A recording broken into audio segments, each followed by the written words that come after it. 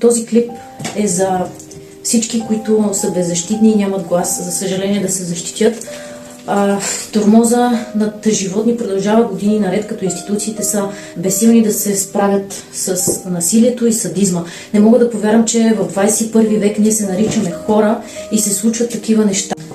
Призива ми е за по-строги закони, които да се спазват. Също така за убийците на животни трябва да има най-строги присъди, защото убийството на едно беззащитно същество не може по никакъв начин да бъде фетиш. Не мога да си представя как дори болните мозъци на такива хора правят такива неща. Заснемане на клипове на животни, които се измъчват с часове наред. Това е ненормално. Прегазване на животни, тровене.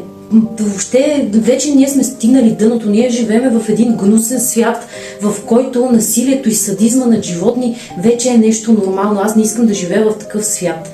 Така че се надявам да има поне някакви закони, които да могат да защитят тези беззащитни, безгласни животинки. Също така, според мен, трябва да се криминализира изхвърлянето на домашни любимци. Когато взимаш едно същество да го гледаш, ти имаш към него задължения. Докато то е живо, ти трябва да се грижиш за него.